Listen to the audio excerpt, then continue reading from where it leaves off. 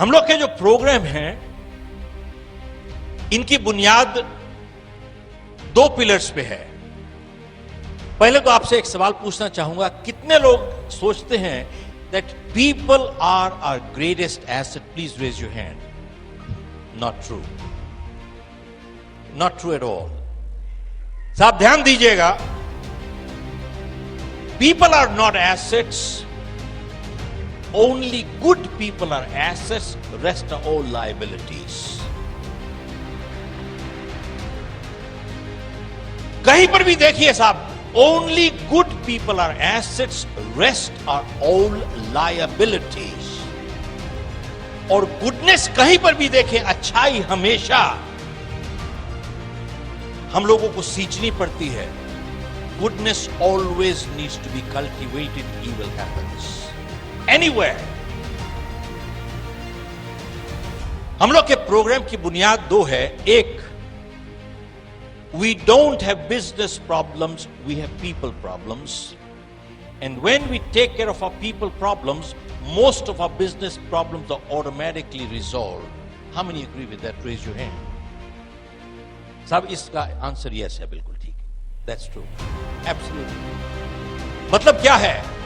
हमें व्यापारिक प्रॉब्लम समस्याएं नहीं हैं, व्यावहारिक समस्याएं हैं। और जब हम व्यावहारिक समस्याओं को दूर कर लेते हैं, हमारी व्यापारिक समस्याएं अपने आप दूर हो जाती है साहब, ऑटोमेटिकली। ये एक पिलर है। और देखिए, आप कहीं पर भी किसी ऑर्गेनाइजेशन में, we are hired for our skills but we are fired for our behaviour. Yes, no? Look at this, it is so true. हम लोग को हमारे स्किल के लिए हायर किया जाता है, लेकिन फायर कर दिया जाता है अपने व्यवहार की वजह से।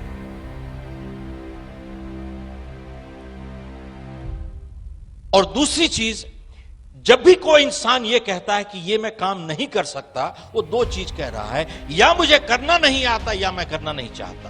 ध्यान से देखिए, जब कोई इंसान यह कहता है कि यह काम मैं नहीं कर सकता, दो चीज कह रहा है, या मुझे करना नहीं आता या मैं करना नहीं चाहता। अगर यह कह रहा है कि मुझे करना नहीं आता, तो उसको टेक्निकल ट्रेनिंग एजुकेशन की जरूरत है साहब। लेकिन अगर यह कह रहा है कि मैं करना नहीं चाहता, तो दो चीज कह रहा है, या मैं परवाह नहीं करता, that is an attitude issue. Major challenges इन्हीं दो कैटेगरीज में आती हैं, या एक एटीट्यूड इशू होता है या वैल्यूज इशू होता है। 90% of the problems are right here. How many agree with that? Raise your hand. This one is a yes again. That's right. आप देखें कि साहब एटीट्यूड की बात है। एक ही हालात में कैसे कुछ लोग नए रिकॉर्ड तोड़ देते हैं, कुछ लोग अपने आप को तोड़ लेते हैं साहब। Exactly the same set of circumstances. How come? कैसे कुछ लोग नए रिकॉर्ड तोड़ देते हैं, कुछ लोग अपने आप को तोड़ लेते हैं। Same set of circumstances. Attitude.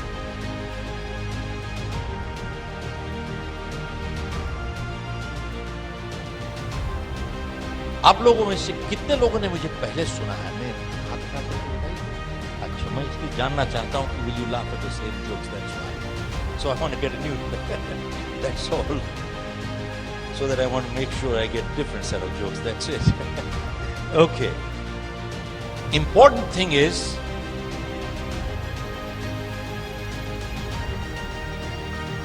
आप लोगों ने मोहम्मद अली का नाम सुना है साहब? Who was Muhammad Ali? The champion boxer.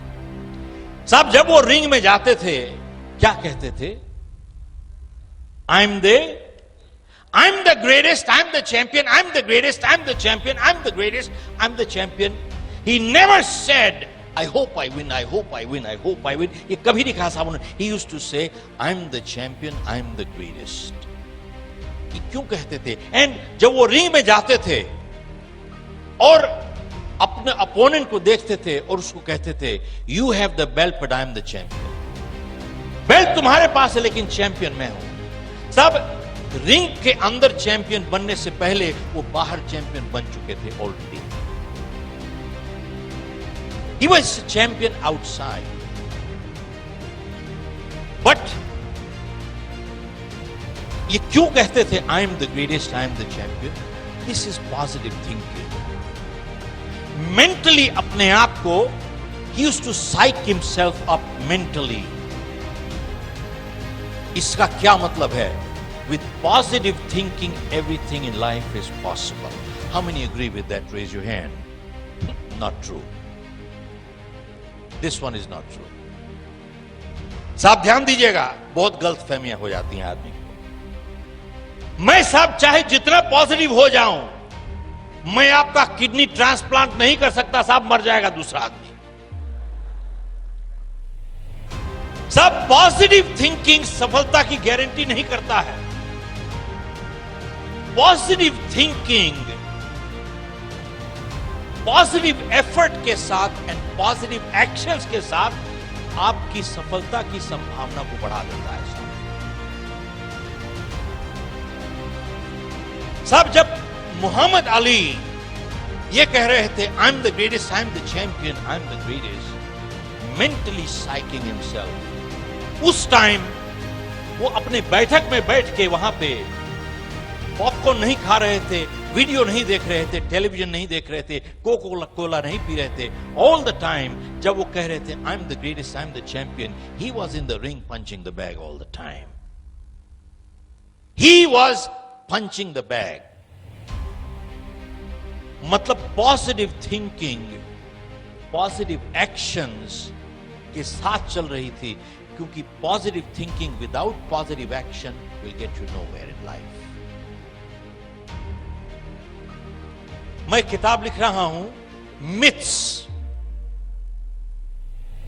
बहुत बारी ये गलत फहमी होती है कि साहब पॉजिटिव थिंकिंग से सभी कुछ कर लोगे आप। No no, positive thinking must be back with positive actions in order to achieve success.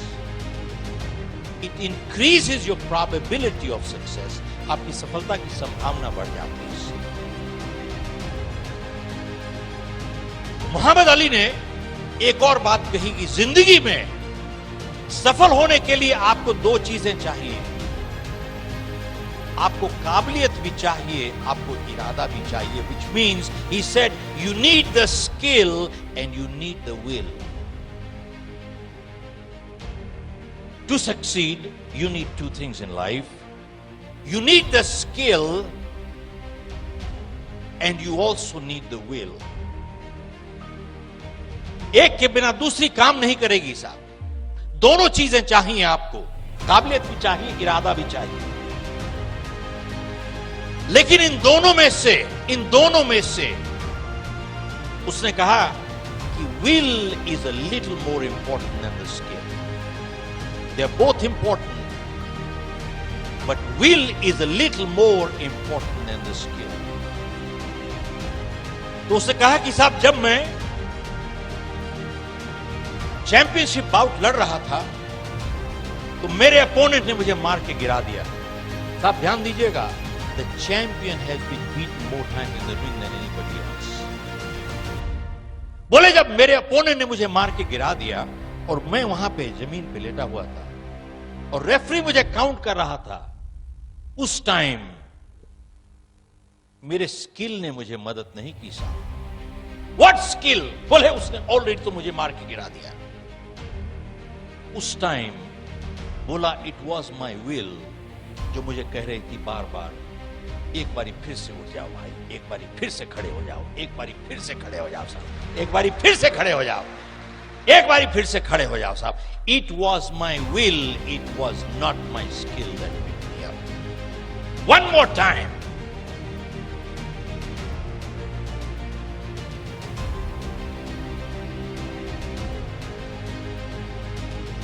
साहब आप लोगों ने माइकल फेल्प्स का नाम सुना होगा। कौन था माइकल फेल्प्स? That swimmer.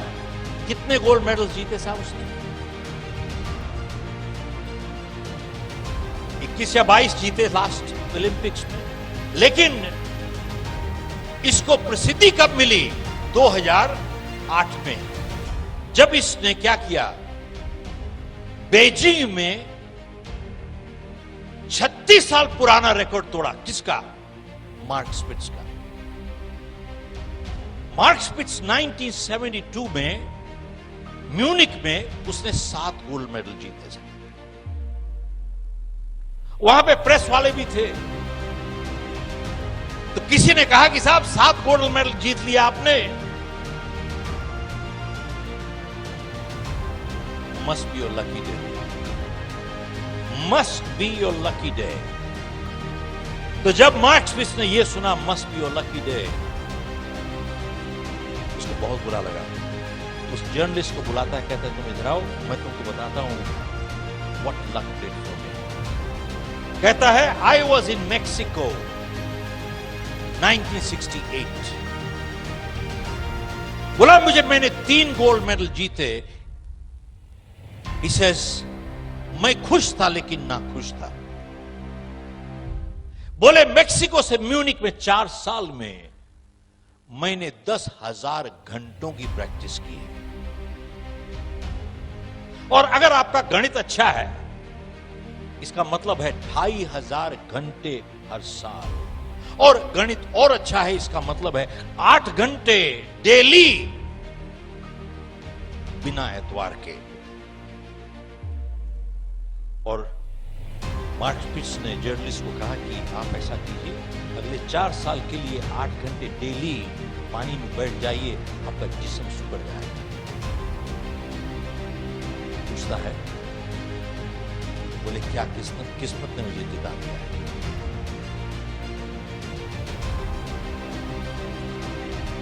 बोले साहब, luck is not design to deliver you these things in life. और उसने जवाब दिया, बोले एथलीट्स, ध्यान दीजिएगा, athletes train 15 years for 15 seconds of performance। बोले साहब, एथलीट्स 15 साल की तैयारी करते हैं 15 सेकंड की परफॉर्मेंस के लिए। जाके उनसे पूछिए, किस्मत ने दिला दिया उसको। हमारा ऑफिस है सिंगापुर में। 3 साल पहले मैं अखबार पढ़ रहा था, 2016 की ओलंपिक्स के लिए 5 गोल्ड मेडल के लिए 3 साल पहले अखबार में लिखा था कि हम लोग तैयारी कर रहे हैं 2016 के लिए 5 गोल्ड मेडल। और उससे कितने साल पहले से तैयारी चल रही है, इमेजिन। बोले साहब, एथलीट्स 15 साल की तैयारी करते हैं, 15 साल।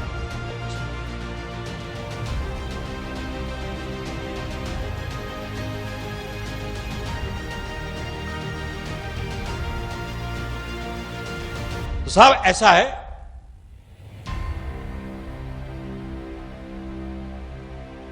लेकिन माइकल फेल्प्स ने 8 गोल्ड मेडल जीते बीजिंग में। अब मैं यहां से आप देखना चाहता हूं, आप लोगों में से कितने लोगों को यह मालूम है कि 2 साल पहले ओलंपिक से 2008 से पहले माइकल फेल्प्स का हाथ फ्रैक्चर हो गया था साहब। एक one lady, I need to give you a gift. Come on up here. Only one person here. Look at this.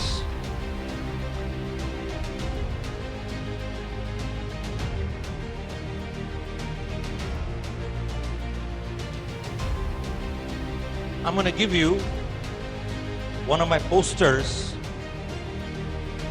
सब 35 साल पहले मैंने ये एक पोएम पढ़ी थी, इसने मेरी जिंदगी बदली। ये लिखा है, don't quit.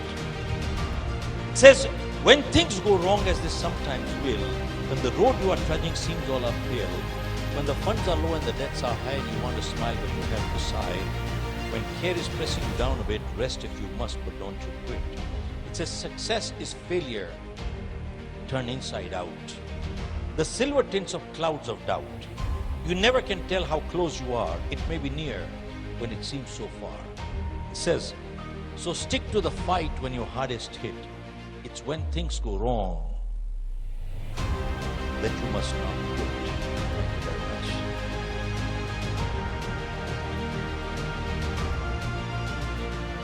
Give her a hand. Look at what she said. कहती है साहब, my sister trained 10 hours per day to go for the Commonwealth Games. 10 hours a day. सब जानते हैं लोग सफलता चाहते हैं, लेकिन सफल होने के लिए तैयारी करने की कीमत नहीं चुकाना चाहते साहब। Repeat, most people want to succeed, but very few people are willing to pay the price to prepare to succeed.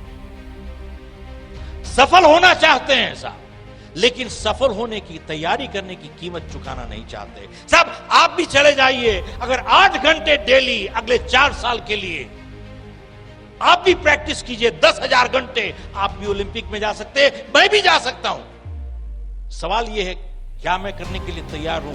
मैं नहीं तैयार हूं, आप नहीं तैयार हैं। अगर आप और हम तैयार हो जाएं, हम भी मार्क स्पिट्ज के साथ कंपीट कर सकते हैं। Yes no?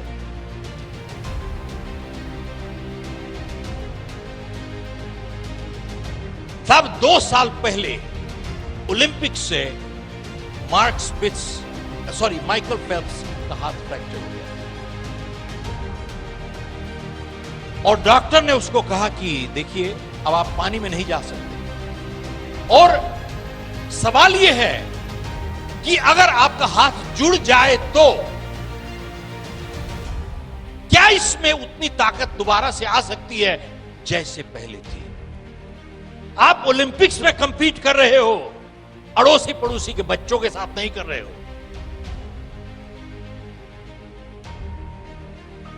माइकल फेल्प्स 10 साल से ट्रेनिंग कर रहा था। इसकी पूरी जिंदगी का सपना चूर हो रहा था साहब। हर रात को इसने सपने लिए साहब। सपने तो जब सोते हैं तभी आते हैं। कितने लोग सहमत हैं? हाथ खड़ा कीजिए साहब। बिल्कुल झूठ है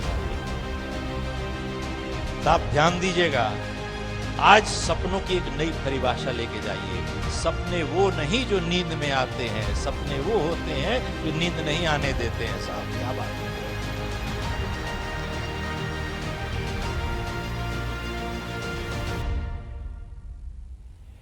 माइकल फेल्प्स ने अपनी जिंदगी का सपना देखा टूटते हुए।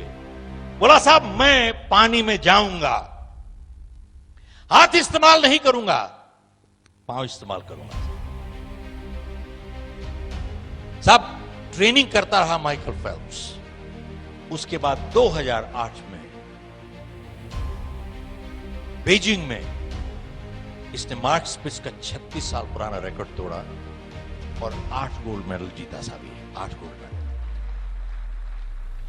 और 8 में से एक इवेंट थी 100 मीटर्स बटरफ्लाई स्ट्रोक। अंदाजा लगाइए कि माइकल फेल्प्स और जो दूसरे नंबर पे आया था कितना फासला रह गया था।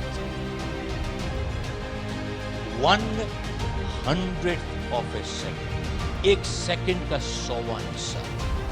और सब कैसे कैलकुलेट करते हैं आप कीजिएगा, बोलिए आप। एक सेकंड का 100वां हिस्सा। और कहा जाता है कि जब इसका हाथ फ्रैक्चर हो गया और ये हाथ से प्रैक्टिस कर रहा और लात से प्रैक्टिस कर रहा था, इसकी लेग्स इतनी स्ट्रांग हो गई थी दैट द लास्ट पॉइंट इसी ने उसको लास्ट पुश दिया साहब।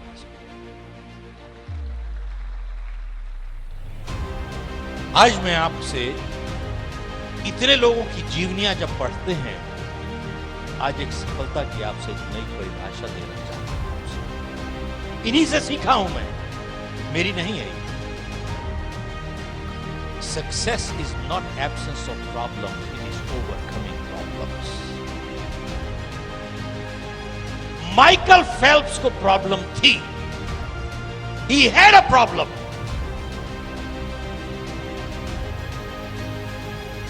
सब समस्या के ना होने को सफलता नहीं कहते, समस्या के ऊपर काबू पाने को सफलता कहते हैं। He had a problem। और सफलता इससे नहीं मापी जाती कि जिंदगी में हम कितना ऊपर गए। सफलता इससे मापी जाती है कितनी बारी गिर के उठे, उसको सफलता कहते हैं साहब।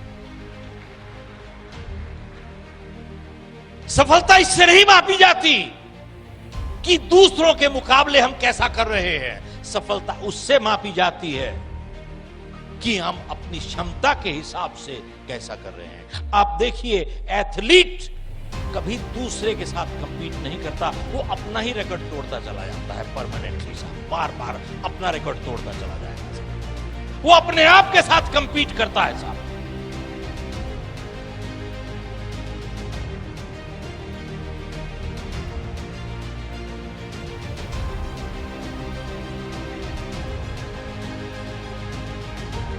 कुछ 6 महीने पुरानी बात है,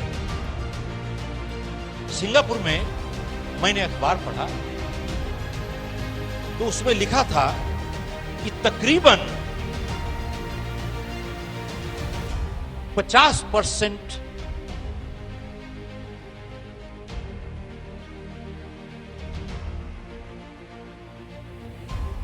बिजनेसेस फेल हो जाते हैं all over the world with in the first 5 years. These are statistics. 50% of business fail हो जाते हैं with in the first 5 years. और अमेरिका में ये स्टैटिस्टिक्स है कि तकरीबन 90% बिजनेसेस फेल हो जाते हैं पहले 5 साल में।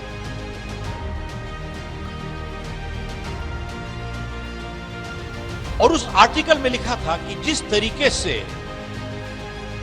इंफॉर्मेशन आज स्पीड है इंफॉर्मेशन की, लोगों को मुश्किल हो गया है साहब to keep up with the pace today. हम जैसे आदमी छोड़िए जिसके अब बाल सफेद हो गए। एक आदमी मेरे को रास्ते में मिले तो मेरे को देख के कहते हैं, आप कुछ पहचाने लग रहे हो भाई एयरपोर्ट पे। तो मैंने कहा शायद मेरा कॉमन फेस होगा भाई कुछ। तो मेरे को कहता है, ओ आप वैसे लगते हो जिसने किताब लिखी है, वो कुछ उसका कोई रिश्ता तो नहीं है। हाँ, मैंने कहा साहब वो मेरा बेटा है। हाँ, बोले हाँ उसके बाल काले साहब, किताब बाल काले। मैंने कहा साहब anyway, leave aside people like me who's got white hair, but even the younger generation is finding hard to keep up with technology. बहुत मुश्किल हो गया है साहब। और उस आर्टिकल में लिखा था कि स्पीड ऑफ टेक्नोलॉजी जिससे बढ़ रही है, हर क्लास जो आज ग्रेजुएट कर रही है वो पिछली क्लास से थोड़ी ज्यादा नॉलेजेबल है। रिपीट करता हूं साहब, आज हर क्लास जो ग्रेजुएट हो रही है वो पिछली क्लास से थोड़ी ज्यादा नॉलेजेबल है। ये स्पीड है टेक्नोलॉजी की, ये पॉजिटिव साइड है that they are little more knowledgeable than the previous one. The flip side is within 2 years इनकी knowledgeability obsolete हो जाएगी साहब। 2 साल के अंदर इसकी नॉलेज भी obsolete हो जाएगी। और उस आर्टिकल में लिखा था कि आने वाले टाइम में, साहब ध्यान दीजिएगा, आने वाले टाइम में सिर्फ वही लोग सफल हो पाएंगे जिनके पास 2 काबिलियत होंगी साहब।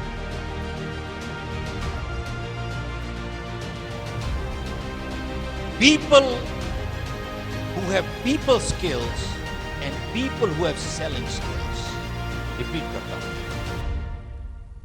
Only people who will succeed in life going forward are people who have 2 skills. People who have people skills and people who have selling skills. Ability to deal with people and ability to sell. जिनके पास ये 2 काबिलियतें हैं, बोले साहब उनको सफलता से कोई नहीं रोक सकता। अब इसका उदाहरण क्या है? आप देखें किसी भी संस्था में, आप देखिए जितना लोअर एक वर्कर होगा 90% उसका टाइम टेक्निकल स्किल्स में चला जाएगा, 10% टाइम या उससे भी कम जाएगा लोगों के साथ व्यवहार में। और जितने आप ऊपर चले जाते हैं, ऊपर उठते चले जाते हैं, 90% आपका टाइम जाता है लोगों के साथ व्यवहार में, less than 10% in technical skills. Yes, 90%।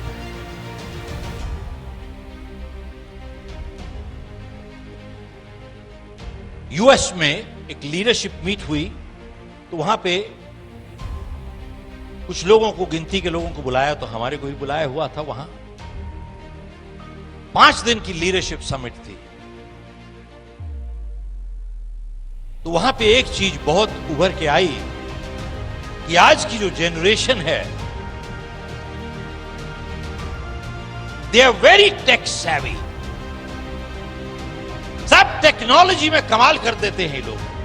They can spend hours in front of that, what do you call it? I don't know how to call it. Thank you, monitor. हमारे टाइम में तो मॉनिटर वो डंडा लेके जो बैठते थे class में, उसको मॉनिटर कहा करते थे। मॉनिटर। तो साहब,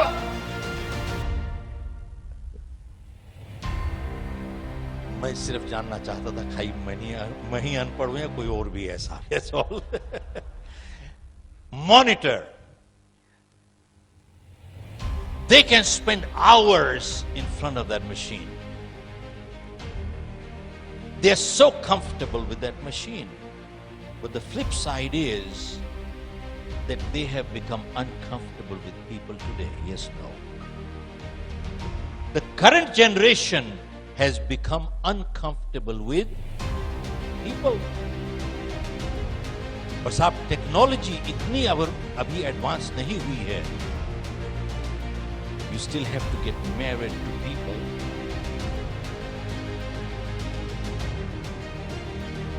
you can't have it babies from computers as of now. आगे आने वाले टाइम में क्या होगा पता नहीं। You have to live with people. और साहब, किसी ने बहुत सही बात कही है, टेक्नोलॉजी और टेक्नीशियंस आप हमेशा पैसे के साथ खरीद सकते हैं, लेकिन दुनिया में सबसे अमीर इंसान, रिश्ते उनको बनाने ही पड़ते हैं। सब टेक्नोलॉजी और टेक्नीशियंस पैसे के साथ हमेशा खरीद सकते हो आप, लेकिन दुनिया में चाहे जितना अमीर इंसान हो जाए, रिश्ते उसको बनाने पड़ते हैं साहब। इसको क्रूड लैंग्वेज में कहा जाएगा कि साहब, आप कुत्ता खरीद सकते हो लेकिन पूंछ नहीं लगा सकते।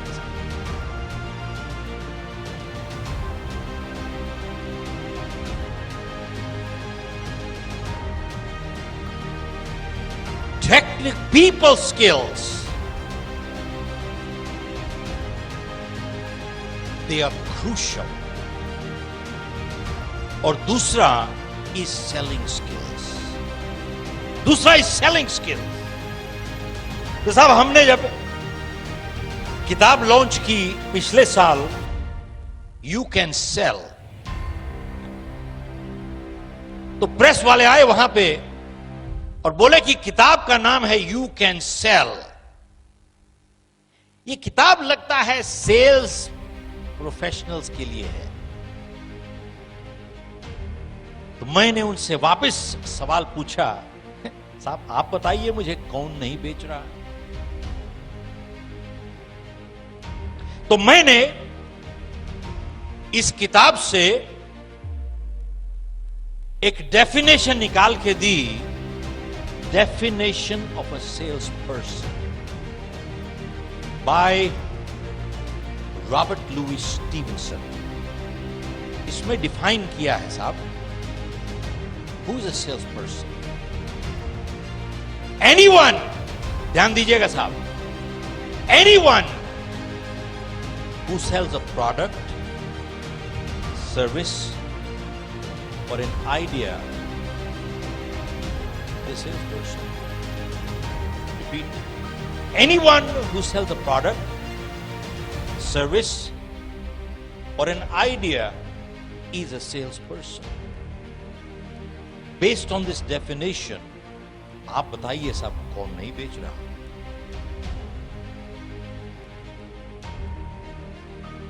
साहब, एक कैंडिडेट एक जॉब इंटरव्यू के लिए जाता है, क्या कर रहा है? What's he doing? He's selling. अब एक बात बताइए, a boy girl proposing to get married, what are they doing? अब एक बात बताइए, a lawyer arguing in front of the judge for his client, what's he doing? Hello? A politician giving speeches to get votes, what is he doing? Hello?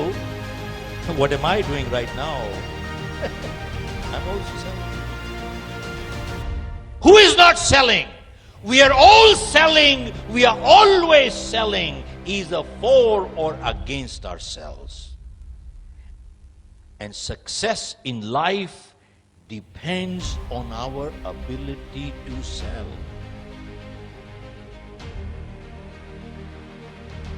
Chaudhary Sahab, we are all selling, we are always selling, either for or against ourselves. It is not neutral. ये साहब ये leadership की बात है, कभी neutral leader नहीं हुआ, या अच्छा लीडर होगा या घटिया लीडर होगा, न्यूट्रल लीडर कोई नहीं होता साहब. There is no neutral leader, and good leaders actively guide, bad leaders actively misguide. Hello.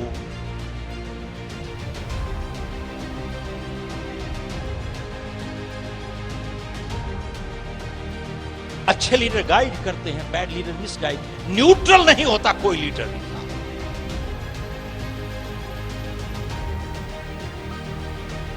तो मैंने कहा साहब कौन नहीं बेच रहा है?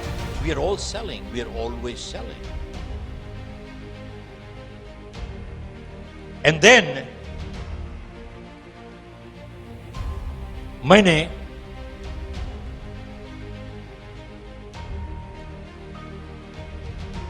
उनसे पूछा, बल्कि उन्होंने मुझसे पूछा कि साहब तो सेलिंग में अगर सफल होना चाहते हैं तो आपको you need to learn the tactics of selling.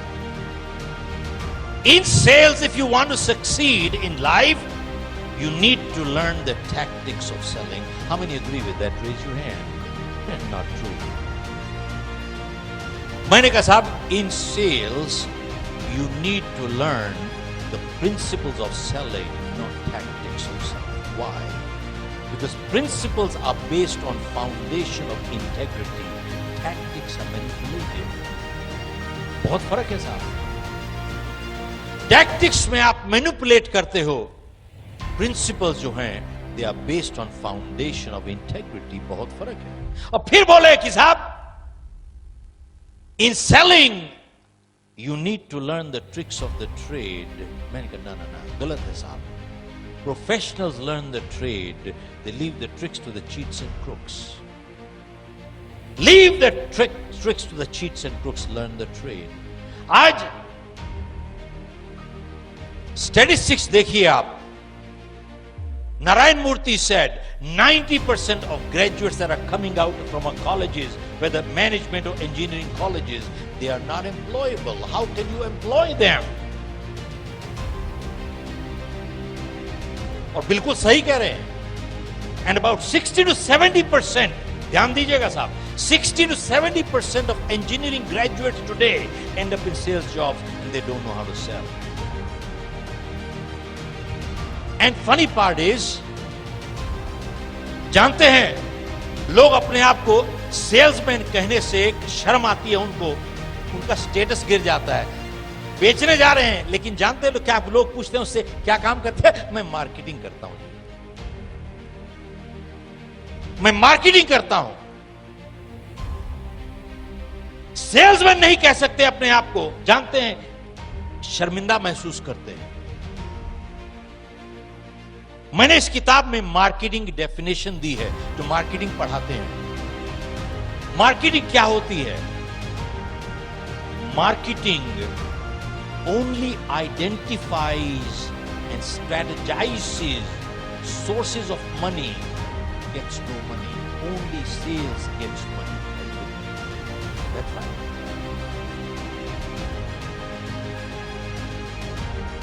Marketing तो खाली सिर्फ आइडेंटिफाई करती है, स्ट्रेटेजाइज करती है, sources of money gets no money, only sales gets money.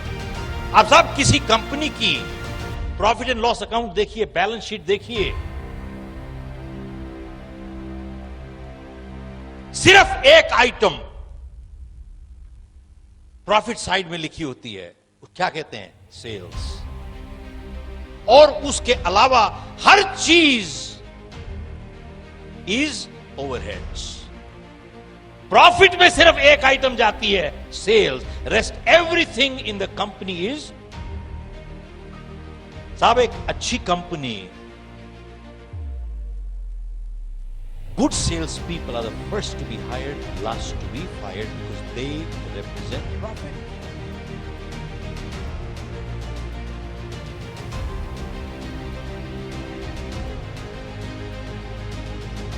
मैं आज इस वजह से शेयर कर रहा हूं कि बहुत से स्टूडेंट कम्युनिटी के लोग आए हैं यहां पे।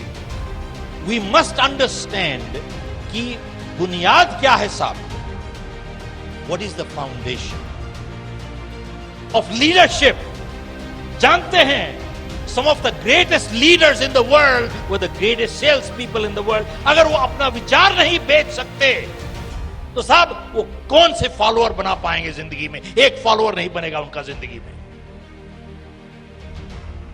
Some of the greatest leaders in the world were the greatest sales people in the world. They were able to sell an idea. अपना विचार बेच पाए तभी उनके पास लोग, इतनी जनता इकट्ठी हो गई साहब।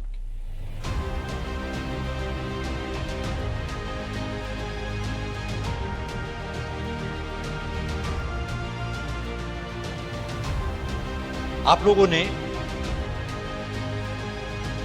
मेरी कहानी तो शायद कुछ लोगों ने पढ़ी होगी या कुछ लोगों ने सुनी लास्ट टाइम, लेकिन संक्षेप में मैं जिन्होंने नहीं सुना उसके बैकग्राउंड बताना चाहूंगा। मैं एक प्रोग्राम कर रहा था अमेरिका में,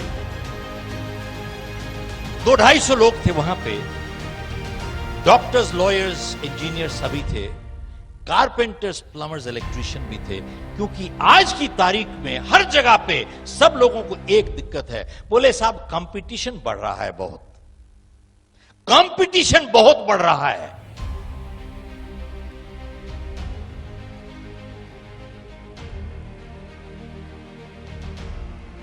साहब मैं आपसे पूछना चाहता हूं कि आज चाहे जो काम करें, कंपटीशन बहुत घना है। कितने लोग सहमत हैं? हाथ खड़ा कीजिए साहब। Yes, no? How many say yes? How many say no? How many are confused? कोई बात नहीं साहब, ऐसा है, बहुत पुरानी बात है। मैं वहां पे गया तो मैंने कहा, जाते ही मैंने कहा कि साहब इतिहास में कभी ऐसा मौका नहीं आया जैसा अब है। जितना आसान आज है सफल होना जिंदगी में, ऐसा कभी नहीं हुआ। रिपीट करता हूं, सफल होना जितना आसान आज है, ऐसा जिंदगी में कभी मौका नहीं आया, चाहे जो भी आपका प्रोफेशन हो। तो जब मैंने 2 बारी कहा तो एक आदमी पीछे से अपने बगल वाले को हाथ मार के कहते हैं कि साहब क्या बात कर रहे हैं? तो मैंने उसकी बात सुनी, तो मैं उसके पास गया और मेरे को पूछता है कि साहब आप बताइए कि how come we have no competition, हमारा कंपटीशन ही नहीं है सर।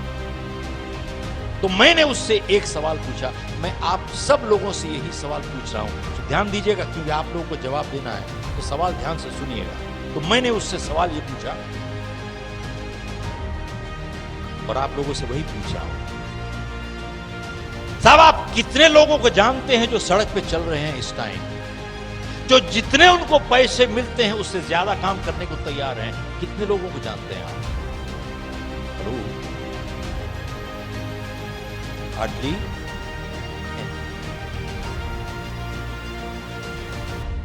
साहब ज्यादातर लोग ऐसे हैं जिनको जितने पैसे मिलते हैं उतना भी काम नहीं करना चाहते, और एक दूसरा वर्ग है जो उतना ही काम करता है जिससे उसकी जान छूट जाए साहब, और एक बहुत छोटी सी परसेंटेज है जिसको जितने पैसे मिलते हैं उससे ज्यादा काम करके वो आपको लौटाते हैं।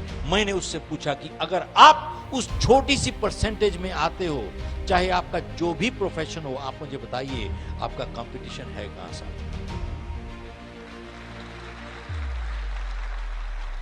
आज की तारीख में आपको एक अच्छा वकील नहीं मिलता साहब। हेलो, ध्यान से सुनिएगा, कई वकील बैठे हुए हैं। आज की तारीख में आपको अच्छा वकील नहीं मिलता साहब, अच्छा डॉक्टर नहीं मिलता साहब, आपको अच्छा अकाउंटेंट नहीं मिलता, अच्छा प्लम्बर नहीं मिलता, अच्छा इलेक्ट्रीशियन नहीं मिलता। सवाल यह है जितने आपको पैसे मिलते हैं उससे ज्यादा काम करने को आप तैयार हैं?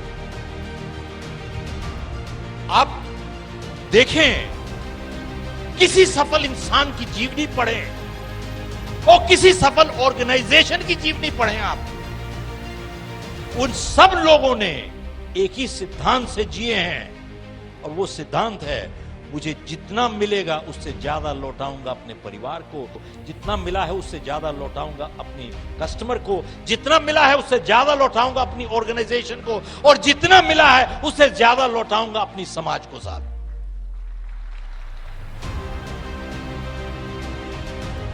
ये मेरी फिलॉसफी नहीं है, आप किसी भी सफल इंसान की फिलॉसफी देखें जिसने सफलता हासिल की है और उसके बाद सफलता को कायम रखा है।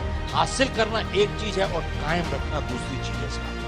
सफलता हासिल की है और उसके बाद कायम रखा है, और तीसरी बात, उसके बाद अपनी गुडविल, सद्भावना मेंटेन की है। तीन चीज जरूरी है, सफलता, सफलता को कायम रखना, और तीसरा सद्भावना, गुडविल मेंटेन करना। तीनों को अगर जिसने मेंटेन किया है वो सब इसी सिद्धांत से जिए हैं। मुझे जो मिला है उससे ज्यादा लौटाऊंगा अपने परिवार को, जो मिला है उससे ज्यादा लौटाऊंगा अपने कस्टमर को, जितना मिला है उससे ज्यादा लौटाऊंगा अपनी ऑर्गेनाइजेशन को, और जो मिला उससे ज्यादा लौटाऊंगा अपनी समाज को। साहब एक बात बताइए कि हम सब अगर आज से इस सिद्धांत से जिए, हमारा कंपटीशन है कहां साहब? हम ही कंपटीशन बन जाते हैं दूसरों के लिए साहब। We have no competition, we become the competition. अब एक बात बताइए, इतनी छोटी सी चीज समझने के लिए पीएचडी की जरूरत है भैया? अच्छा, इतनी छोटी सी चीज समझने के लिए एमबीए की जरूरत है? जानते हो, एमबीए और पीएचडी करने के बाद फिर भी नहीं समझ में आती, मुश्किल तो यह है। दुख की बात यह है, इसके लिए ना एमबीए चाहिए ना ही पीएचडी चाहिए।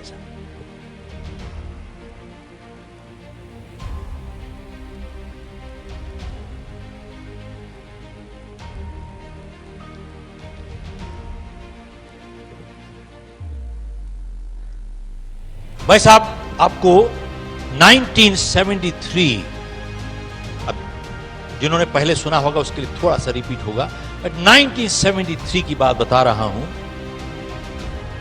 जनवरी 1973 मुझे बहुत अच्छी तरीके से याद है।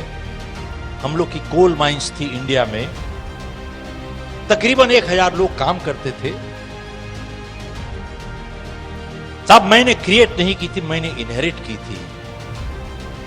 तो माइंस नेशनलाइज हो गई, सरकार ने सभी कुछ ले लिया सर। अब कुछ परिवारों के पास पैसे थे, हमारे पास नहीं थे। मेरे फादर की डेथ हो चुकी थी जब मैं कॉलेज में था, और मेरी शादी को सिर्फ 4 हफ्ते हुए थे साहब। अब कुछ लोग मेरी एज का अंदाजा लगा रहे हैं साहब already, but that is okay. हर एक की अपनी अपनी कैलकुलेशन, आप कुछ बात करो, अपनी कैलकुलेशन हर एक की अलग होती है साहब। खैर, तो साहब सब कुछ चला गया। और उसके बाद हमारे घर से सामान बिकने लगा, कुछ ना कुछ टेबल कुर्सियां बिकने लगी, टू गेट फूड फॉर। मुझे याद है तकरीबन 1 साल के बाद मेरी बड़ी लड़की जब पैदा हुई तो मैंने अपनी मां के कुछ लास्ट पीस ऑफ ज्वेलरी जाके बेची, क्योंकि मेरे पास 10 रुपए नहीं थे। Get my daughter release from the hospital by milk that night. 1973 की बात कर रहा हूं आपसे। मैंने साहब 3 काम करने की शुरू किए, अगले 2 साल सभी में फेल हो गया। 1975 13 नवंबर को मैंने फैसला किया कि साहब मैं अब इंडिया छोड़ के जा रहा हूं। मैं कनाडा गया, यहां से तो टोरंटो में मेरी सिस्टर थी, उसने मुझे स्पॉन्सर किया। तो वहां पे हमने 1 बेडरूम रेंट किया, वहां पे जमीन पे सोते थे। तो मेरी वाइफ MBA है, उसने एक बैंक में जाके $600 महीने की नौकरी ली ताकि घर का खर्चा चलता रहे। और मैं साहब सूट टाई लगा के बाहर निकल जाता था। अब कोई पूछते थे कि भाई क्या काम करते हो? अब ये कहने में तकलीफ होती थी कि बेरोजगार है। मैं कहता था सर इंपोर्ट एक्सपोर्ट। कोशिश की थी, ऐसी बात नहीं है। खैर साल बीत गया साहब, इंपोर्ट एक्सपोर्ट टाई लगा के घूमते हुए, कुछ इंपोर्ट एक्सपोर्ट नहीं हुई। खैर एक दिन मैं वहां से एक ट्रेड शो से गुजर रहा था, तो मेरे पीछे एक कनेडियन भी आ रहे थे, थोड़ा हैंडीमैन लगे, निक्कर टी-शर्ट पहने हुए। तो मेरे पास आए, मेरा नाम पूछते हैं क्या काम करते? बोले इंपोर्ट एक्सपोर्ट। मेरे को पूछते भाई कितने पैसे कमा लेते हो? साहब उस दिन होश में आया, ये सोच में आई कि भाई चाहे जितने मर्जी सूट टाई लगा लो, दुनिया 2 मिनट में समझ जाती है जेब खाली है भाई। तो मैंने उसको बोला भाई इससे तुम्हारा क्या लेना देना?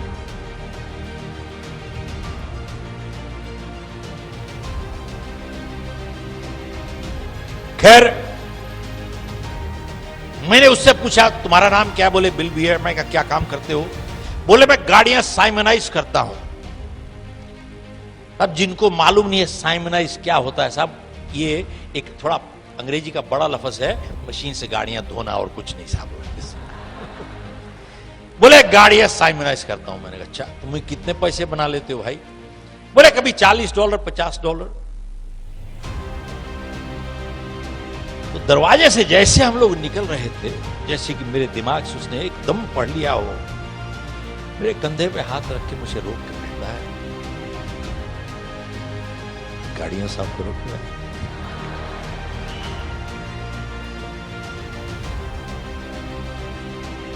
मैं भी सोचने लगा भाई कब तक खाली पेट घूमेंगे ऐसे। मैंने कहा भैया कितने पैसे दोगे? बोले $5 काटूंगा केमिकल के, बाकी बांट देंगे आधे आधे। तो मैंने उससे पूछा कि भैया एक बात बताओ, गाड़ियां साफ करना को हाईटेक जॉइंट वेंचर कोलैबोरेशन तुमको थोड़ी चाहिए? अच्छे पैसे बना रहे हो, क्योंकि पैसे बांटने को क्यों तैयार हो गए? बोले गाड़ियां साफ करना अकेले टाइम नहीं गुजरता, कोई बात करने वाला मिल जाए टाइम निकल जाता है, इसलिए बांट रहा हूं और कुछ नहीं है। तो साहब दूसरे दिन गए, हमने गाड़ियां साफ की, $25 दोनों ने बना लिए। अगले दिन $35 $30 $40 रोज थोड़े पैसे बनते रहे, कुछ न कुछ खरीदते रहे साहब। तभी मैंने अखबार में एक इश्तिहार पढ़ा कि अगर आप थोड़े एक्स्ट्रा पैसे कमाना चाहते हो तो घर घर जाके वो वैक्यूम क्लीनर की डेमोन्स्ट्रेशन किया कीजिए। मैंने कहा सर ये दिन में गाड़ियां साफ करूंगा, शाम को घर जाके वैक्यूम क्लीनर से बात करूंगा। तो मैं भी पहुंच गया साहब, 200-300 लोग थे वहां पे, खूब मोटिवेशनल लेक्चर दिया उन्होंने और मशीन पकड़ा दी। बोले जाके घर घर जाके डेमोन्स्ट्रेशन कीजिए और हर डेमोन्स्ट्रेशन के आपको $5 मिलेंगे। अब भी साहब इतने ना समझ थे, समझ ही कुछ नहीं थी। हमने यही समझा कि खाली जाके डेमोन्स्ट्रेशन करनी पड़ती है, बेचना नहीं होता साहब। तो हम अपार्टमेंट बिल्डिंग में जाते थे, वहां पे दरवाजा खटखटाते थे, कोई दरवाजा खोलता था, मैं कहता था साहब आपको वैक्यूम क्लीनर नहीं खरीदना, तो पहले तो तसल्ली हो जाती थी, खरीदना खाली डेमोन्स्ट्रेशन करवा लीजिए, $5 मिल जाएंगे। कुछ लोग तरस खा के कहते थे आओ भाई आ जाओ, कुछ लोग बाहर निकाल देते थे। एक दिन मैं डेमोन्स्ट्रेशन कर रहा था एक इंडियन परिवार के, यहां पे हस्बैंड वाइफ सोफा पे बैठे थे, मैं जमीन पे बैठा था। तो ये सज्जन वैक्यूम क्लीनर नहीं देख रहे थे, मेरी तरफ देख रहे थे। मैंने उनसे पूछा कि साहब कुछ गलती हो गई? बोले ना। मैंने पूछा कि भैया ऐसे क्यों देख रहे? मेरे से पूछता है जिंदगी में कभी लाइफ इंश्योरेंस बेचा है? मैंने कहा भाई मैं वैक्यूम क्लीनर यहां पर रगड़ रहा हूं, तो बात क्या कर रहा है? पूछता है जिंदगी में कभी लाइफ इंश्योरेंस बेचा है? मैंने कहा ना भैया कभी बेचा नहीं है, ना ही बेचूंगा, क्योंकि मुझे याद है इंडिया में वो एजेंट, वो लूट, वो चुंबक आपकी लाइफ पकड़ लेता था जब तक दस्तखत ना करो साहब, तभी उसको कहते थे लाइफ इंश्योरेंस एजेंट, आपकी लाइफ पकड़ लेता था। तो मैंने कहा साहब मैं जिंदगी में लाइफ इंश्योरेंस एजेंट कभी नहीं बनूंगा साहब। खैर मैंने कहा साहब मैं नहीं लाइफ इंश्योरेंस बेचूंगा। मैंने अपना थैला वाला उठाया, अपना वैक्यूम क्लीनर रगड़ा करके $5 का काम किया। तो जब साहब सीधे तरीके से काम नहीं होता, आदमी उल्टे तरीके से जाता है। एक ही बिल्डिंग में हम लोग रहते थे और समहाउ उसकी वाइफ का परिचय मेरी वाइफ से हो गया, जान पहचान हो गई। तो उसकी वाइफ मेरी वाइफ को समझाती है कि इनको बोलिए भाई लाइफ इंश्योरेंस एजेंट बन जाए, ज्वाइन कर ले, ये बहुत अच्छा करियर है। और मेरी वाइफ भी जानती थी कि कब तक इस तरीके से काम चलेगा, गाड़ियां साफ कर करके कब तक जिंदगी चलेगी। एक फैमिली थी, आई हैड अ डॉटर, और मेरी वाइफ मेरा फेलियर रिकॉर्ड भी जानती थी बहुत अच्छा। स्कूल में भी मैं पढ़े लिखे पढ़ाकुओं में से, बच्चों में से नहीं था। मैं तो बैक बेंचर था, जो आगे बैठते थे, पीछे से लेके रबड़ की गुलेल मारता था बैठ के। और साहब 8वीं क्लास में 6 या 7 सब्जेक्ट्स में से मैं सभी में फेल हो गया एक्सेप्ट 1। तो मेरे प्रिंसिपल ने बुला के मुझे कहा कि बेटा तुम एक सब्जेक्ट में बहुत ज्यादा ध्यान दे रहे हो।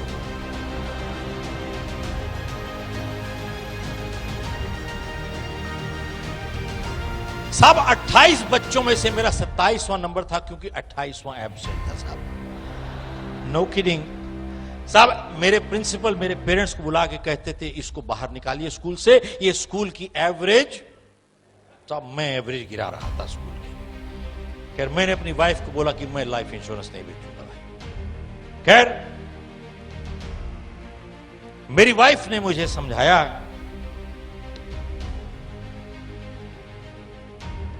कि लाइफ इंश्योरेंस बेचने के लिए आपको एक इम्तिहान पास करना पड़ता है। बोले आप इम्तिहान पास तो कीजिए, अगर पास कर लिया तो एक चॉइस मिल जाएगी लाइफ में आपको। अभी तो चॉइस भी नहीं है। मैंने कहा अच्छा ठीक है, मैं इम्तिहान में बैठूंगा लेकिन लाइफ इंश्योरेंस नहीं बेचूंगा। खैर मैंने इम्तिहान लिया, रिजल्ट आ गया और मैं क्या हो गया साहब, पास हो गया। अब ये हमको अपने दफ्तर ले गए, जिन्होंने ये सारा चक्कर शुरू किया था, ले गए दफ्तर, अपने डिस्ट्रिक्ट मैनेजर से मिलाया। जैसे पहुंचे वहां पे बहुत बुजुर्ग से आदमी, बहुत तजुर्बेदार मैच्योर आदमी, जैसे गया आप कंग्रेचुलेट करके हाथ मिलाते हैं, कहते हैं शेर अगर तू लाइफ इंश्योरेंस एजेंट अभी बन जाएगा तो मैं तुम्हें एक ऑफर दूंगा और तुम्हें टाइम दूंगा सोचने का। मैंने कहा साहब बिल्कुल ठीक, दीजिए। बोले कि साहब अगर तू लाइफ इंश्योरेंस एजेंट अभी बन जाएगा तो मैं तुझे $150 हफ्ता ड्रॉ दूंगा तुम्हारे को, और तुम्हारे पास टाइम है सोचने का। बोले 30 सेकंड। मैंने कहा साहब आपने बोला था टाइम दीजिएगा, बोले अब 20 सेकंड रह गए। मैंने कहा बोले मैं बन गया साहब, मैं लाइफ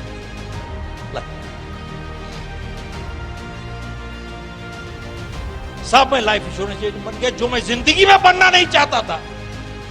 उसके बाद मुझे किताब दी उन्होंने, थोड़ी ट्रेनिंग दी, बोले बेटा जाके बेचो।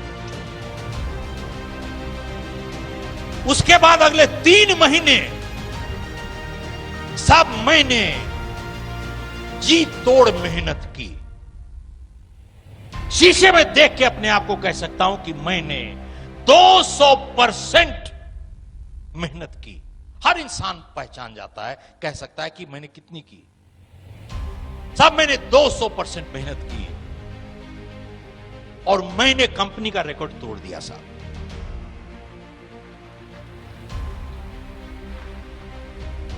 अब साहब जानिए कौन सा रिकॉर्ड तोड़ा, उसके बाद दोबारा से फिर से ताली बजाइएगा। साहब कितनी सेल मैंने की? ऑलमोस्ट 0। तो साहब मेरा मैनेजर मुझे वापस बुला के कहता है कि भाई मेरे को 35 साल हो गए लाइफ इंश्योरेंस बिजनेस में, मैंने देखा है कुछ लोग आस्ते शुरू होते हैं लेकिन तुम्हारे जैसा नहीं देखा। तब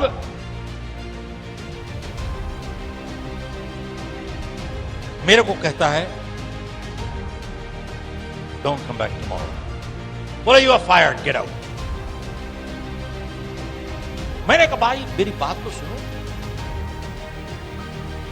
मैंने कहा साहब मैं तो ज्यादा पढ़ा लिखा नहीं हूं, डॉक्टर, वकील, अटर्नी, अकाउंटेंट नहीं हूं मैं। I am a BCom 3rd division, failed in my 10th, I got a handicap. How do you expect performance? साहब 30 साल पहले की बात कर रहा हूं, 40 साल पहले, सॉरी। उस दिन किसी ने मेरे साथ बहुत कड़क के बात की, and I am glad he did. और उसके बाद मेरे को समझ में आई, गुस्सा नहीं था, गुस्से की वजह से वो कड़का नहीं मेरे साथ, उसको तकलीफ थी साहब, तब तकलीफ की वजह से वो कड़का। और मेरे को कहता है 40 साल पहले, you shut up and listen, you shut up and listen. मेरे को कहता है you don't have a handicap, you have a bad attitude. वो कहता है कि तुम जैसे लोग सिर्फ अपनी जिंदगियां ही नहीं बल्कि अपनी परिवार की जिंदगियां भी बर्बाद करते हो। वो कहता है जानते हो जिंदगी में हैंडीकैप किसके पास है? Doctor, lawyer, attorney, accountant, they all have handicaps in life. मैंने बोला ये तो हमने सुना नहीं कभी, बताइए how do they have handicaps? तब उसने कहा कि कहता है आप जाके देखिए दुनिया में कहीं पर भी एक वकील, इंजीनियर, डॉक्टर, अटर्नी, इन सब ने अपना क्षेत्र चुन लिया है,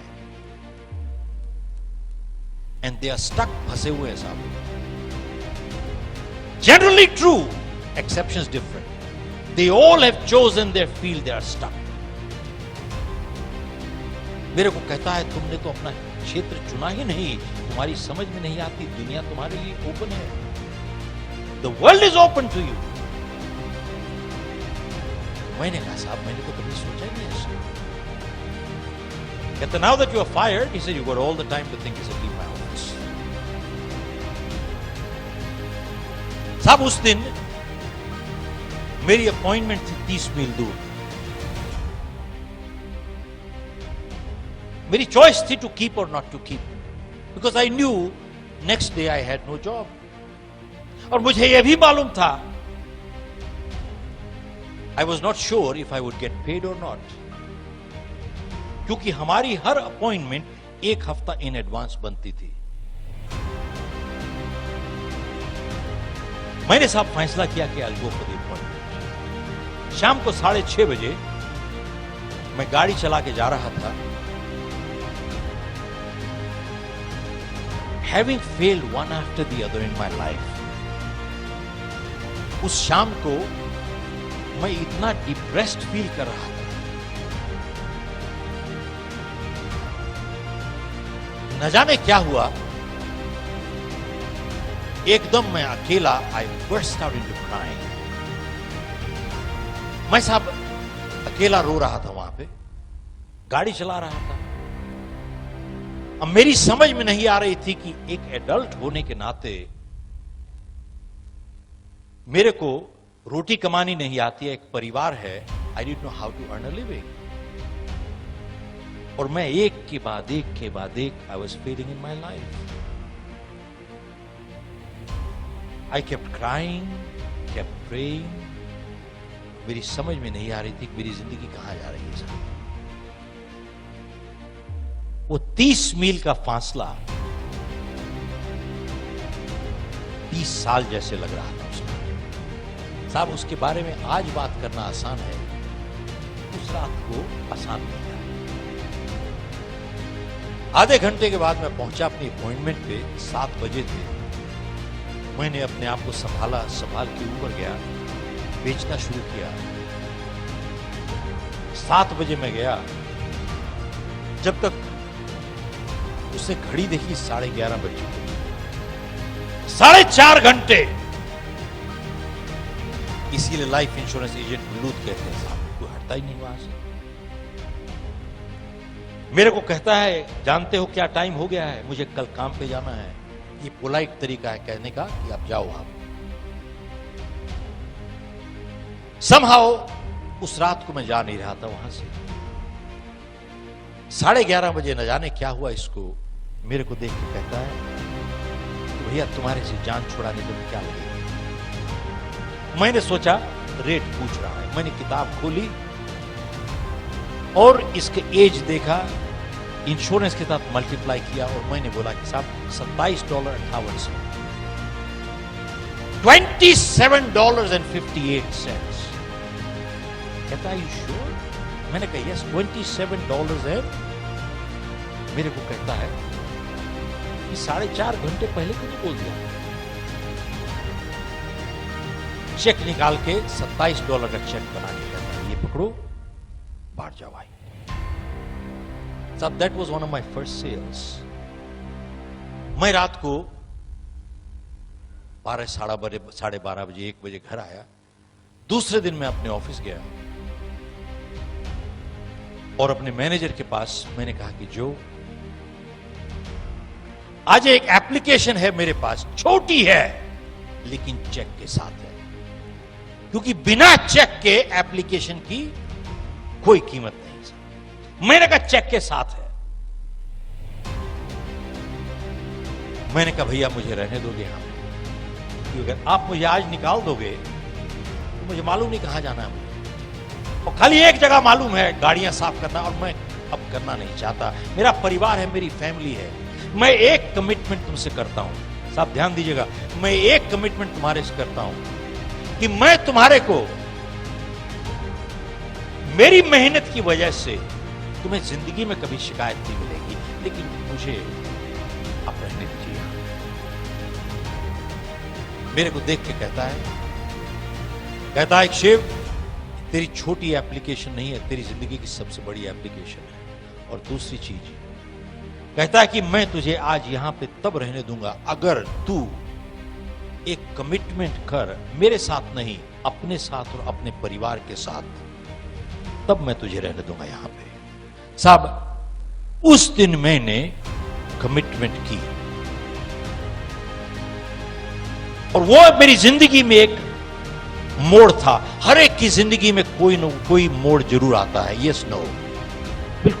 मेरी जिंदगी में एक मोड़ था वो। उसने एप्लीकेशन वापस ली और साहब उस दिन, उस साल मैंने $1 मिलियन की इंश्योरेंस बेची।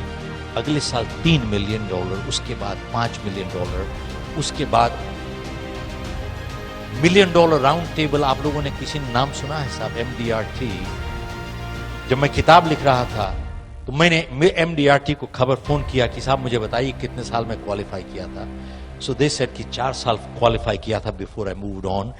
मैं अमेरिका मूव किया, गॉट इनटू 3 बिजनेसेस। 1984 में मैंने कैलिफोर्निया की एक कंपनी खरीदी, न्यू जर्सी की ऑपरेशन की, स्टार्टेड विद नो क्लाइंट्स, और मैंने अपनी कंपनी बेची है close to over 500 clients for a decent सम।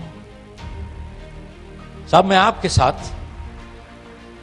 मैं आप लोगों के साथ में अपनी जिंदगी क्यों शेयर कर रहा हूं? एक, पिछले 40 साल इतने आसान नहीं गुजरे साहब।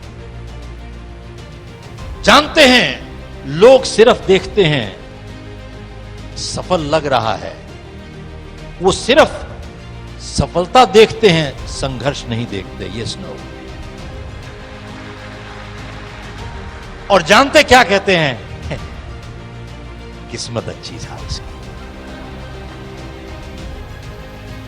आज की तारीख में मीडिया ने अगर देश के साथ गद्दारी की है, सबसे बड़ी गद्दारी मीडिया ने अगर की है, वो एक की है। चाहे टीवी चैनल ले लीजिए, चाहे प्रिंट मीडिया ले लीजिए, एवरी चैनल सुबह शाम पहली चीज क्या देखते हैं?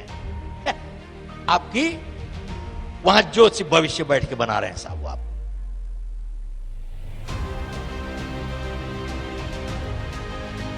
सुबह से शाम आपको वही बताते हैं। आपका क्या राशिफल है, आपका क्या चल रहा है वहां पे, आज लकी कलर क्या है, लकी नंबर क्या है। आप 5 पेपर देखिए, 5 पे अलग अलग लकी नंबर दिखेंगे, 5 पे अलग अलग लकी कलर दिखेंगे साहब। मैं आसाम में एक प्रोग्राम कर रहा था वहां पे,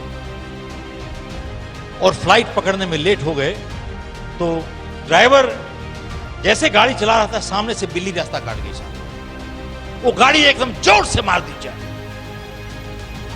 जोर से मारी तो गाड़ी को झटका लगा जोर से। तो मैंने कहा भाई क्या किया? सब बिल्ली रास्ता काट गई, ये अच्छा शगुन नहीं है, कुछ ना कुछ नुकसान होता। मैंने कहा तू तो, नुकसान तो अभी होता, किसी के 2-4 दांत टूट जाते। बिल्ली रास्ता काटे ना काटे, तू तो मरवा देगा वैसे भी। तो मैंने कहा अब क्या होगा? बोले अब वेट करेंगे किसी की।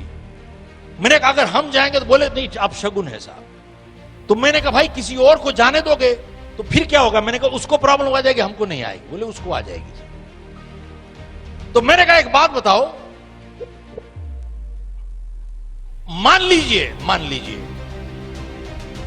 अगर तुम 50 घर और पीछे होते और यही बिल्ली अगर निकल जाती, और मान लीजिए तूने बिल्ली नहीं देखी होती, तो फिर क्या होता? बोले उसकी बिल्ली की पावर कम हो जाती है साहब।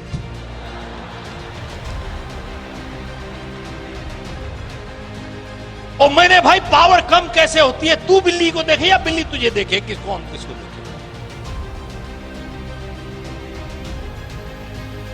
ये हाल है साहब। आप अगर स्वामी विवेकानंद की जीवनी पढ़े, स्वामी दयानंद की जीवनी पढ़े, गुरु नानक की जीवनी पढ़े, इन लोगों ने कभी इन चीजों पे कभी भरोसा नहीं किया साहब। पत्रियों पे, मंगलिकों पे, आप सरदारों के परिवारों में चले जाइए, कोई मंगलिक नहीं होता साहब। सरदारों के परिवारों में चले जाइए, उनकी हर शादी संडे को होती है साहब। हेलो,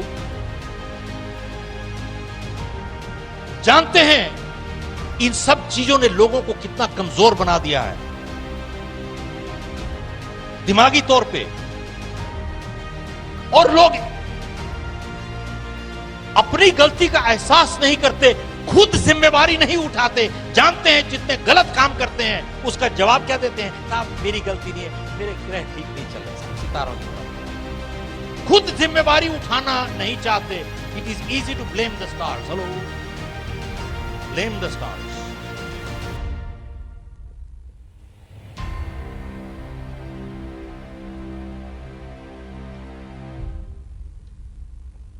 खैर, इस हादसे से और दूसरा मैसेज एक सीखा हमने। मेरे मैनेजर ने एक बात कही थी, क्योंकि हम लोग की हर अपॉइंटमेंट 1 हफ्ता इन एडवांस बनती थी, 1 वीक इन एडवांस। मेरे को मेरे मैनेजर ने कहा कि साहब ऐसा है, इसे सेव, अगर तुम्हारी अपॉइंटमेंट 1 हफ्ता इन एडवांस नहीं बनती, और अगर तुम सुबह उठ के सोचते हो मैं आज क्या करूंगा, बोले तुम you are unemployed with a job. ध्यान दीजिएगा। He says if you do not have appointments made 1 week in advance and you wake up in the morning and you start thinking let me see what I have to do today. He said, you are unemployed with a job. And then he said, you fall into the category of people who keep working till they find a job. और फिर उसने जो बात कही, उसने कहा कि साहब आप जानते हैं, there are more people in this world who are not working than there are people who are unemployed. Repeat. दुनिया में ज्यादा लोग हैं जो काम नहीं कर रहे बजाय उनके जो अनएम्प्लॉयड हैं. There are more people who are not working.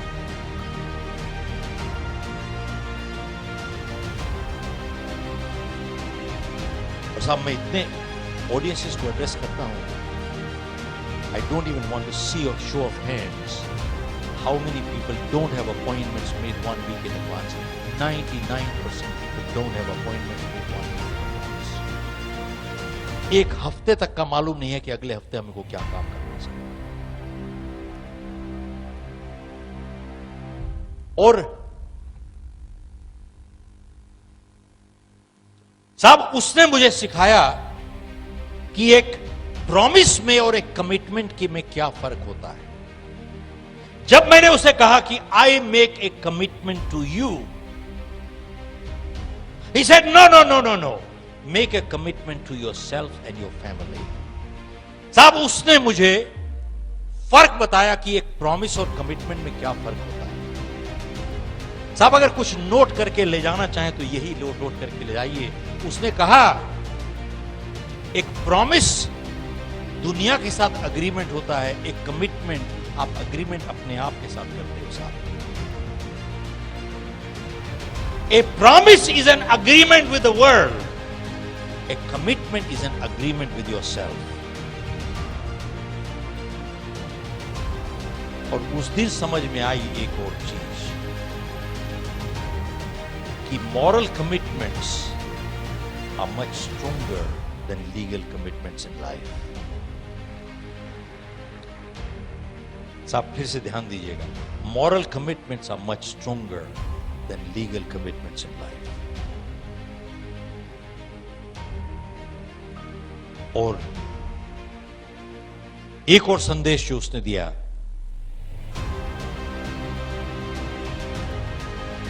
when he said, you shut up and listen to me, he got my attention. साहब मेरा ध्यान उसने खींच लिया अपनी तरफ. He got my attention. उस दिन ये बात समझ में आई कि कभी कभी जिंदगी में you got to be unkind to be kind. That sometimes in life you need to be unkind to be kind. अब वही कहते हैं, parenting is not a popularity contest. Leadership is not a popularity contest. Sometimes in life you got to be unkind to be kind. और साहब उस दिन एक और बात समझ में आई कि जिंदगी में सिर्फ 2 ही रिश्ते होते हैं जो सुधारते हैं, दुनिया सजा देती है. रिपीट करता हूं साहब, जिंदगी में सिर्फ 2 ही रिश्ते होते हैं जो सुधारते हैं, दुनिया सजा देती है. कौन से 2 रिश्ते हैं जो सुधारते हैं? साहब जिंदगी में सिर्फ एक टीचर का रिश्ता और एक मां बाप का रिश्ता जो सुधारता है, दुनिया सजा देती है. और कोई नहीं सुधारता, कोई नहीं सुधारता, सिर्फ सजा देती है दुनिया. Only parents and teachers in life care to correct. World punishes.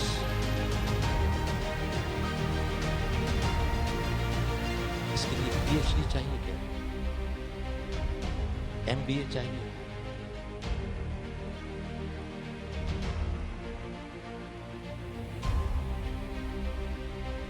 और साहब उस दिन एक और बात समझ में आई बहुत जबरदस्त, वो ये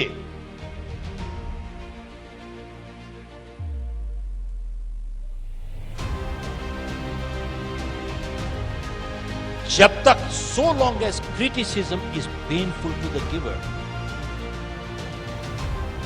they have a right to give constructive criticism. But the moment criticism becomes a pleasure to the giver, they have no more right to criticize. साहब, जब उसने मुझे शट अप कहा, probably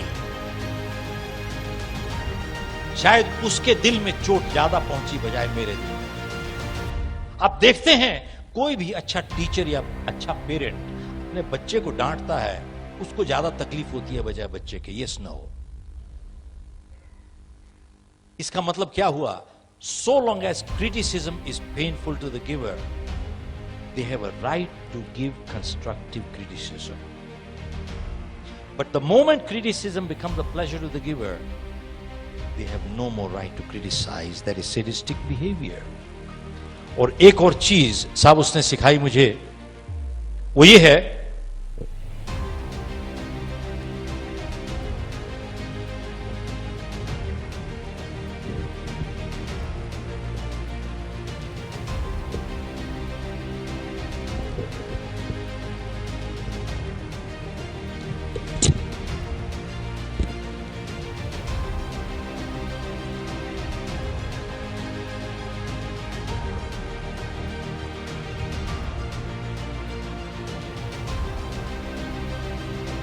अब तकरीबन 40 साल पहले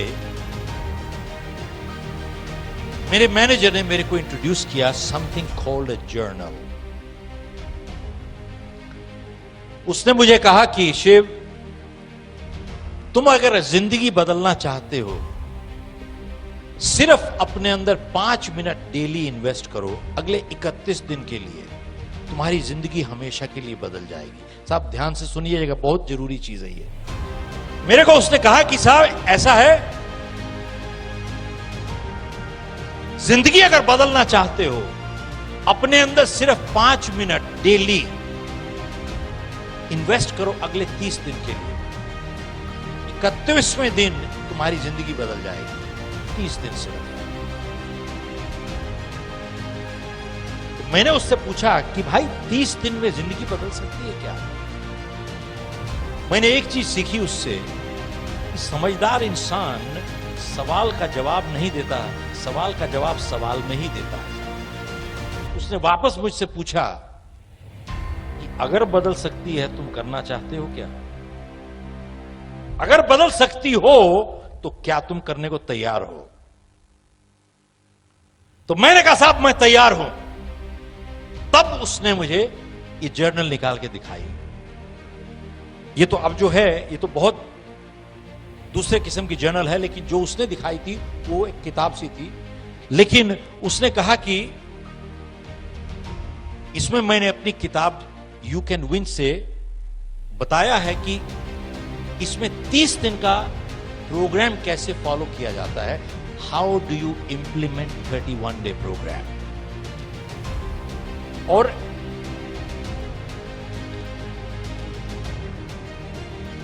इसमें एक प्लेज है कि आप अपने आप के साथ एक एग्रीमेंट कीजिए। मेरे साथ उसने एग्रीमेंट करवाया था 40 साल पहले, मैंने साइन किया था। I am honest, I am reliable, I am a responsible person, I am a trustworthy person, I am a hard working person, I will always do and give more than what I get to my family, my organisation, my customer, my society. मैंने sign किया था। This is a moral agreement, it's not a legal agreement. Sign करके उसने कहा कि daily सिर्फ 4 sentences complete करो, only 4 sentences. मैंने इसमें फिल इन द ब्लैंक्स बना दिया है साहब। बोले सिर्फ 5 मिनट इन्वेस्ट करो अपने अंदर 30 दिन के लिए, उसके बाद जिंदगी बदल जाएगी परमानेंटली। कौन से 4 सेंटेंसेस आपने भरने हैं डेली? एक, today I feel, write down how you feel. I feel good, I feel sad, I feel bad, whatever, write your true feelings. 2, today I have learned What have I learned? Have I learned anything? Write down what have I learned today. 3. Today I'm proud of. What am I proud of? Am I proud of anything? 4. Today I commit to improve. What do I commit to improve? Or Nietzsche, we have given a positive thoughts for every day. It says waiting for opportunities laziness, missing opportunities foolishness, creating opportunities intelligence. अगले यहाँ पे लिखा है ability teaches us how to do, motivation determines why we do, attitude decides how well we do. आगे लिखा है athletes train 15 years for 15 seconds of performance. There is no substitute to hard work. This is for the young people who get out from graduate school today. उनको एक चीज समझ में आ गई, don't work hard, work smart. There is no substitute to hard work. And then it says here, आप लोगों से पूछिए साहब, what is the greatest thing in the world? Television पे भी देखेंगे आप रोज सुबह प्रचारक, TV evangelist, also you ask them what's the greatest thing in the world and they'll tell you love is the greatest thing in the world. Love is the greatest thing. The way I see it, trust in many ways a much greater compliment than love. There are people we love but we cannot trust. Trust in many ways a much greater compliment.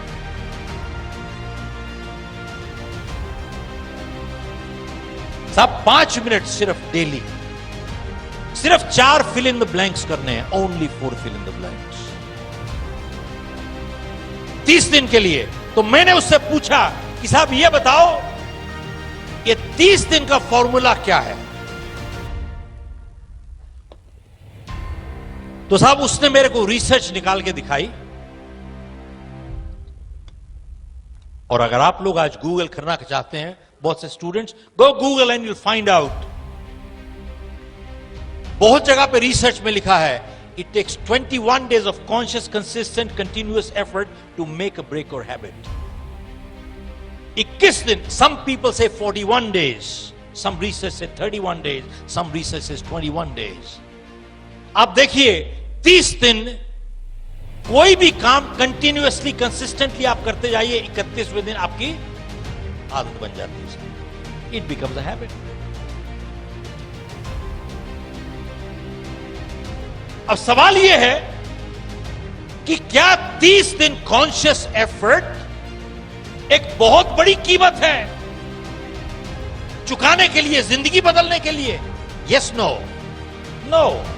पर बहुत कम लोग करना चाहते हैं. साहब मजे की बात यह है, लोग सफल होना चाहते हैं लेकिन सफल होने की तैयारी करने की कीमत नहीं 30 दिन के लिए भी नहीं करेंगे साहब. ये not even 31 days.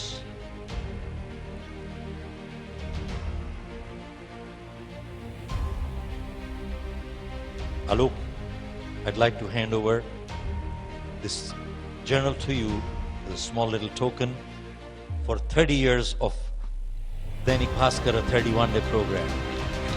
Thank you.